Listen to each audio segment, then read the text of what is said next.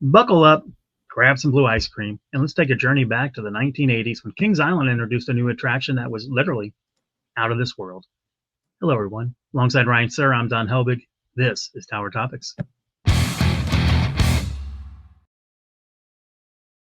Tower Topics is a podcast by Kings Island fans for Kings Island fans, because that's who we are and that's who we care about. Let's kick this off by thanking our Prestige members. I want to give a big shout out to Miss Mandy, 1983, Lil Mac, 21, Brian Hauser, 330T, Logan Lipper, Aaron Bort, Jacob Fix, Damon Barnes, Eric Grau, Dustin Jackson, Songstress Miku, Lack Ray, Galaxy B-Boy, Medic 302, Eastern Coaster guys and girls, and Justin Y. Thank you guys so much for supporting Tower Topics at the highest level. That's the Prestige level. If you want to be involved in Tower Topics, there's a link in the description. Members get early access to the videos, exclusive content, exclusive live streams, and some tiers even get some free stuff. So hit that link if you're interested. Love when you do that roll call every week because there's always new names that have been added. So we appreciate everyone's support of the show. Yeah, and we get to talk about a historical Kings Island ride that I remember this time. You do remember it, yes, because we're taking a spin through history, and we're going to be talking about Skylab, the thrilling and troubled ride that spun its way into Kings Island's Coney Mall in 1986. If you're watching on YouTube, the line for this thing is astounding for this type of ride in the picture. That's the first thing I noticed. But yeah, I really enjoyed these Hoos Enterprise models, which I assume this one was Hoos. I don't know. Yes, yeah, it was Hoos, and 12 years at the park, Ryan. 1986, 1997, Ferris wheel type attraction. If you're looking on YouTube, you can see that. Mm-hmm. Car swung out parallel to the ground when the ride was spinning, making them perpendicular to the ground once the arm was fully extended. Yeah, so in the mid 1980s, the park was entering its 15th season. It's looking to keep the thrills fresh. That's where Skylab comes into the story. Yep. But this type of ride, I think that the most interesting thing, and I think that an interesting fact about this is, there's going to draw the comparisons to like Soul Spin at Kings Island now. Very similar concept. With these, you sit inside these cages, and there's no seatbelts, there's no lap bar, there's no nothing. No, the force kept you in your seat, and it was for its time. I mean, it was really innovative and something that Kings Island looked at in 1986. It was getting into their 15th season. They needed to kind of freshen some things up, so they swapped out an older ride, Tumblebug, sold it to Kennywood, where they used it for parts, and brought in Skylab. Was part of an expansion for the Coney Mall area. It was called Coney Island at the time still, but they this part of the park, was where you saw the classic amusement park rides that the park had. Think about Dodging Cars, the Racer, that nostalgic Midway atmosphere. And this really added to it. Terrific, nighttime ride, just the way it was lit up and that. So it drew a lot of attention. But also that year, the Zephyr was new, and Cinema 180, some might remember that theater. But the star of the show was definitely Skylab. Yeah, it was, a lot of new additions. It seems like in park, especially in the 80s, it was like a flat ride package kind of situation that would often come in. If you look, it's always 2 or 3 as opposed to one. But so what exactly was Skylab? As I mentioned before, very similar to Soul Spin in spirit, but picture a massive 90-foot diameter spinning disc, kind of like a souped up Ferris wheel with an attitude. And Skylab was one of only a handful of giant Enterprise models ever built. Featured 15 4-person gondolas mounted on the outer edge of this enormous disc. Yep, and as the ride started, it spun riders around the disc circumference, and then a hydraulic arm tilted the entire structure up to a near vertical 90 degrees. I mean, it was a thrill, Ryan. It really was. Yeah, and again, no traditional seatbelts. It was a centrifugal force that kept you in your seat. It was space themed, and it was named after NASA's Skylab space station, complete with cosmic artwork and a silhouette of the Starship Enterprise from Star Trek on its backdrop. Yeah, now one of the things that it did replace an older ride. We mentioned the Tumblebug, very popular attraction. It had come over from Coney Island, so multi-generational ride. Been a staple at Kings Island since the park opened in '72.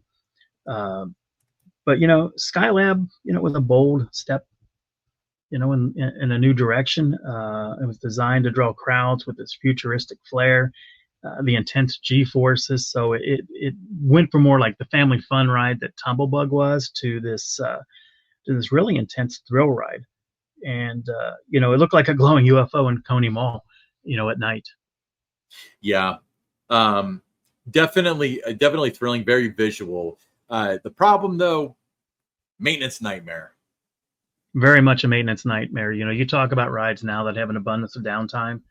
This one, for its time, was kind of, one of the first rides, that in my years of going to Kings Island as a pass holder, I started in 1981 visiting regularly, but this was one of the first rides that, uh, you would see extended downtime, almost daily with this.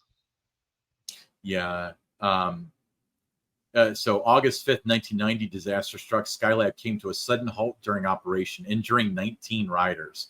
While details of the incident are sparse, it was a significant blow to the ride's reputation and raised serious safety concerns. I was there that night. I was in the queue for the racer, and you just heard this big like bang, and uh, the ride's down, and then you start to see all the attention, and you see the little squads and that that the park had, from first aid and that, coming over to attend to people, and that was kind of the beginning of the end for Skylab.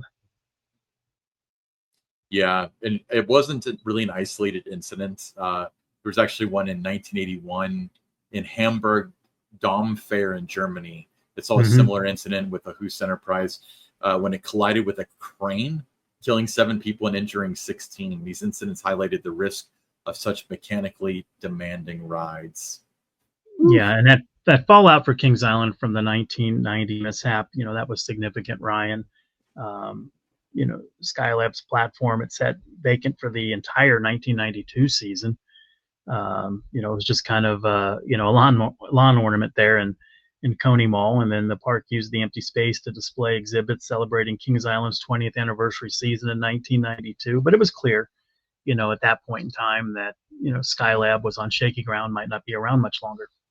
Yeah, but it wasn't gone forever. It made a brief comeback in 1993, but its days were numbered. By mid like 97, the ride was shut down for good, having operated for just 12 young seasons.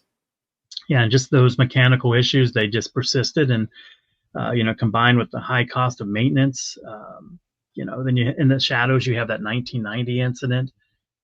So it just kind of really sealed its fate, Ryan, and that's the reason why Skylab was retired. Yeah. But also, right around that time, Paramount Communications purchased the park. They started shifting more towards movie themed stuff, Days of Thunder, Top Gun. Skylab was space themed, but it really didn't fit in with what they were trying to do at the time. No, it didn't. But Skylab, a lot of rumors of what happened, after its days at Kings Island. Many sources, you can look at Kings Island Central being one of them, suggested that the ride was relocated to Columbia. So there was a ride there, a Hus Giant Enterprise. Was renamed, but it was operational in the 2000s, and there's a lot of people that insist that this was Kings Island Skylab. I don't know. I don't have confirmation that it was, but I heard those same stories. So maybe it was, maybe it wasn't. I don't know. Yeah, but after the removal, it didn't stay vacant for long. At least that plot didn't. No. They had the Edge climbing wall. They had the Cyber Says, like early virtual reality game. And Basketball now, game. yeah, exactly. And now they've got the Coke Marketplace, which is now considered the Oktoberfest section.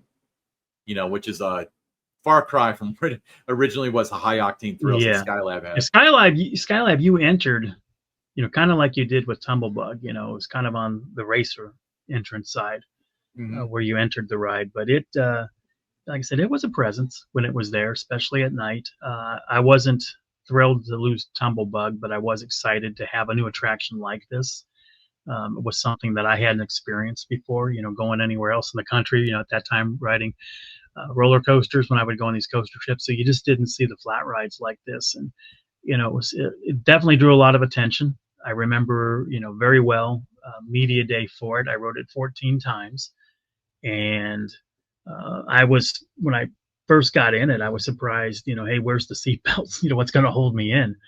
But it went fast enough. And, it was almost like, if you remember the rotor when you would stick to the wall, you wouldn't think that you were going to stick as it was starting to spin.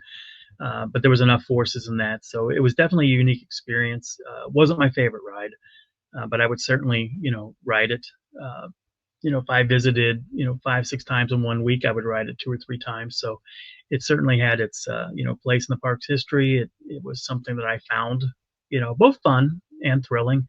And it was fun to watch, from a visual standpoint, especially when you're riding the racer as much as I did, just that visual look at the ride as it was going when you were going through the queue. And back in those days, the racer queue would, even during the week, it would get to be at least 2/3, full most days.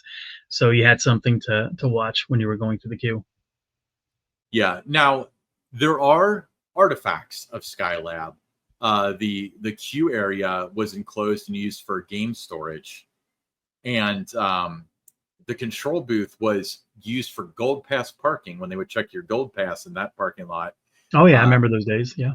Yeah, and then now it's part of the Orion theme, Kings Island's 2020 $30 million Giga Coaster.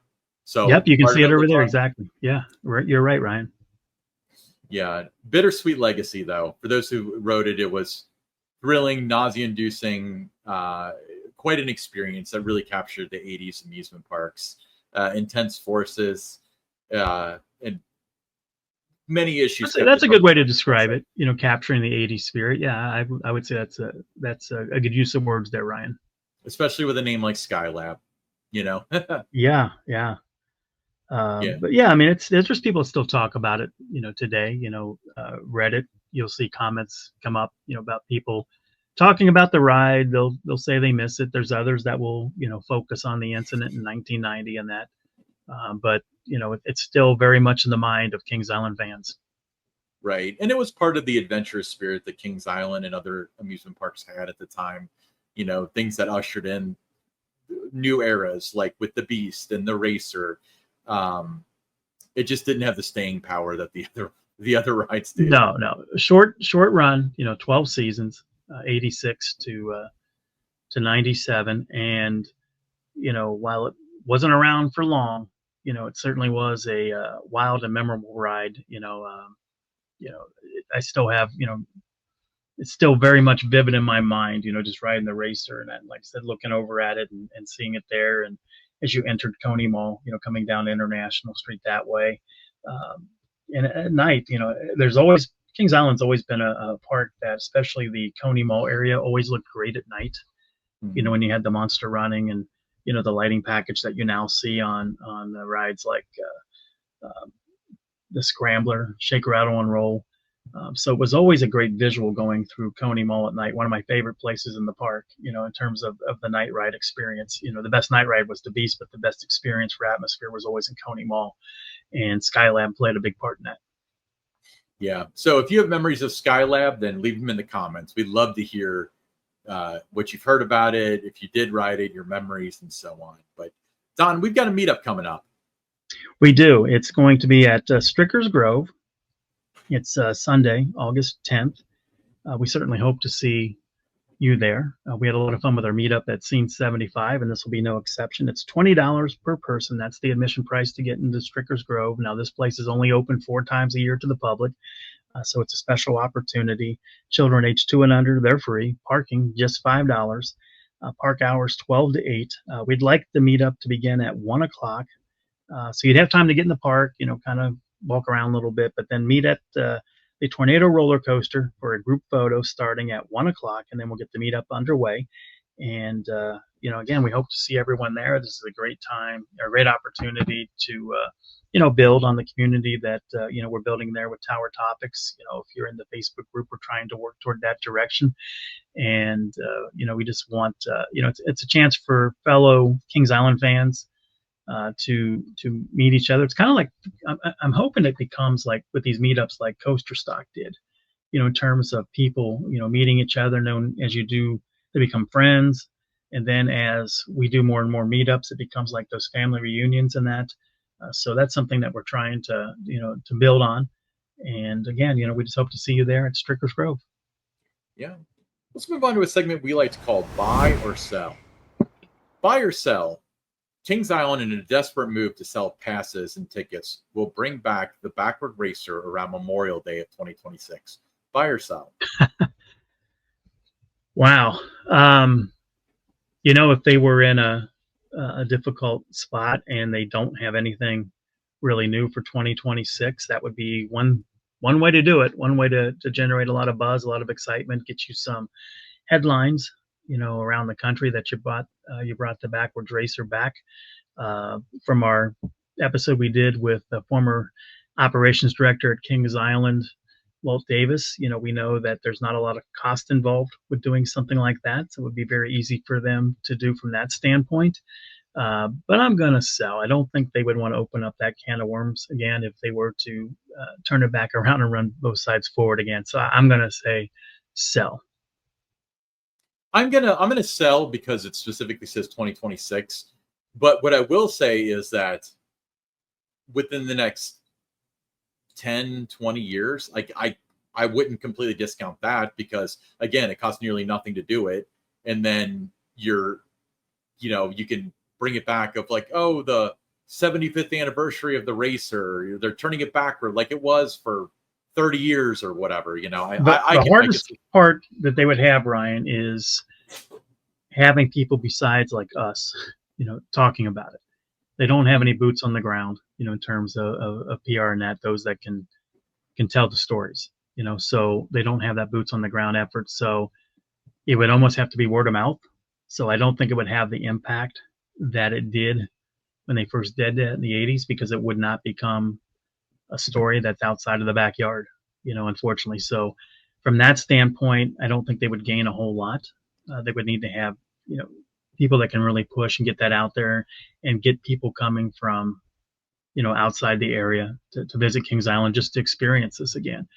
So, we're talking getting people from Georgia, North Carolina, Tennessee, those kind of places to Pittsburgh, to plan a visit just to Kings Island so they can do this. And you got to be able to inspire those visits and be able to tell those stories. So that would be another thing I think would be a little complicated for them in terms of, having the success that you would hope doing something like that would do. Let me ask you this, Don.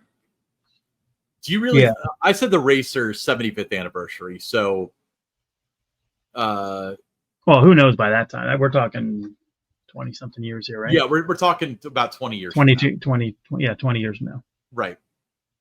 You really think it'll be structured the way it is now, 20 years from now? No, but I mean, by that time, nobody's, I think it would be anybody that remembered the backwards racer, would no longer be around. So I don't know. I mean, you're going to have to keep trying to find new thrills for people. And this, like I said, this is an easy one to do, to reintroduce it that way. But I don't think they would do it. I think it's on the table. I don't think anytime soon. I'm not hinting at anything. But I think it's perpetually on the table. I mean, they did it for a reason. If you're desperate, and we're hurting, pass sales are down, we don't have anything new this year, and you need a spark, that's an easy answer for you.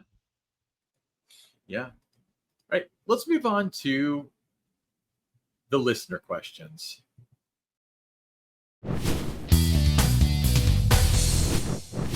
All right. First listener question, Brent from Greensburg, Indiana. I said, love Tower Topics. Was wondering if the family thrill ride that is supposed to come next season is still happening. And when do you think they will announce what it actually is going to be? Thanks. We don't know. We just did an episode on that, so we don't know if it's still as of this recording. We don't know if it's still happening. I hope so, because they put it out there that they were. Got some Mhm. people excited about it. But if they're going to, I think, announce it, I would say look toward the middle of August. Maybe around National Roller Coaster Day. Not that it's a roller coaster, so don't get excited about that.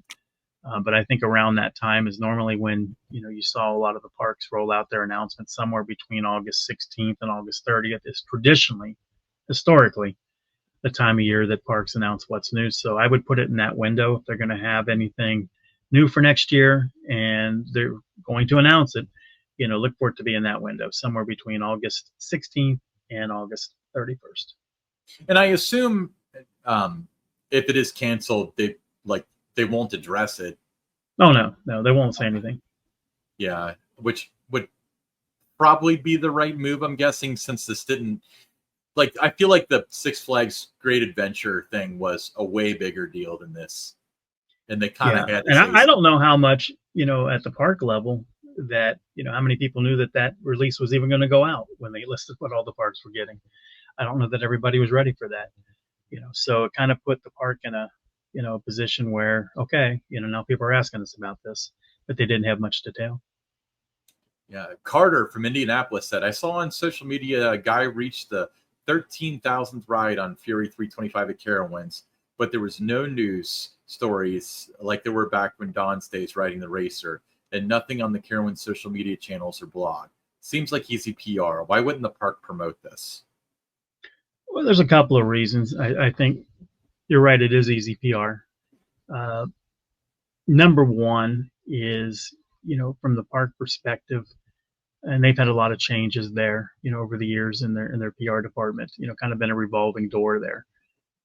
PR marketing is being able to verify that that's actually how many rides they have. That's very important. You got to have proof of that.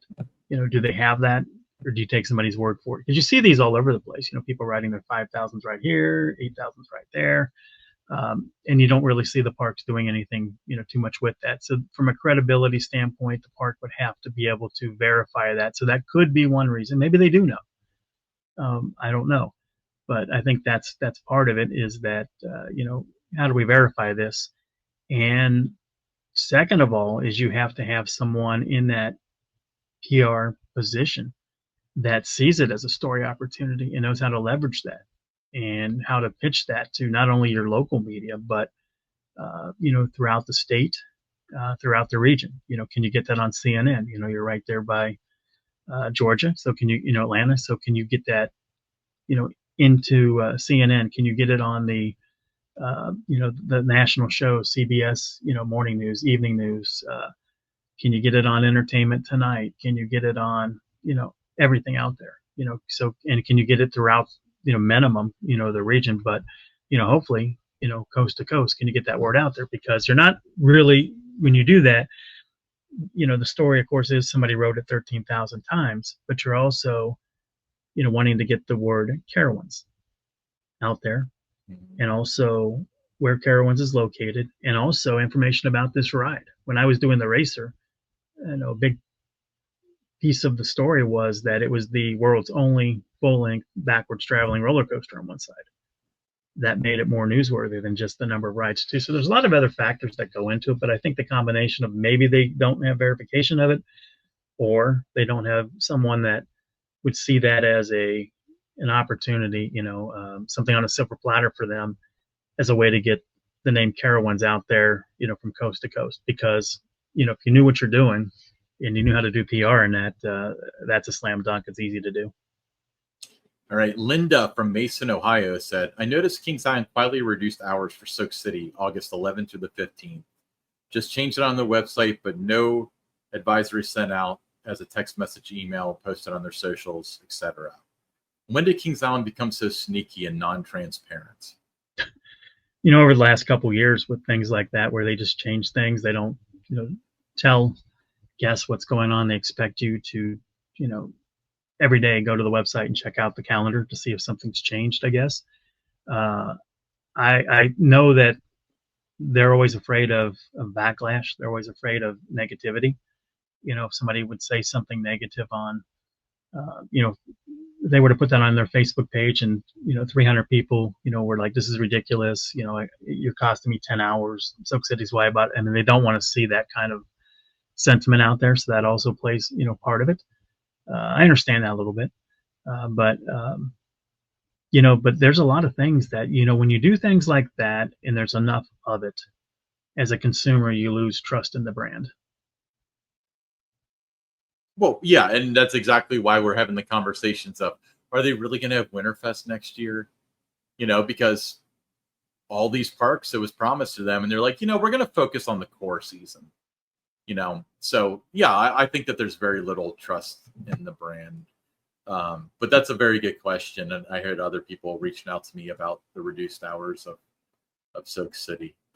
If you've got your own questions, email them to hosts@towertopics.com. Leave your name, the city you're from, as well as your question, comment, concern. If you'd prefer to do something a little bit more modern, you can send us a text message or a voicemail, 513-399-7538. If you send a text, we'll read it just like we did these. If it's a voicemail, we'll play it on the air. But we'd love to hear what everybody has to say. Your name, the city you're from, as well as your question, comment, concern. Don, tell them about the T-shirts. Well, before I talk about the T-shirts, I do like the voicemail idea because we get to kind of sense the emotion of your question, when you do it that way, or, it makes it more clear in terms of what you might be really asking about sometimes. So, we encourage the voicemail. And that's something that we'd like to see more of in the future. But the Tower Topics T-shirts, if you've listened to one episode, you've listened to them all where we talk about the T-shirt. Comes in a wicked green color, any size that you need, just $22, and includes shipping if you want one. Email us, host@towertopics.com. Put in the subject line, Tower Topics T-shirt. Include your mailing address and what size you need. We'll send you a QR code. And once that transaction goes through, you'll get a Tower Topics T-shirt shipped to you in just a matter of days. Yeah. If you like what you heard, hit that subscribe button, hit the like button, leave us a comment, and tell a friend.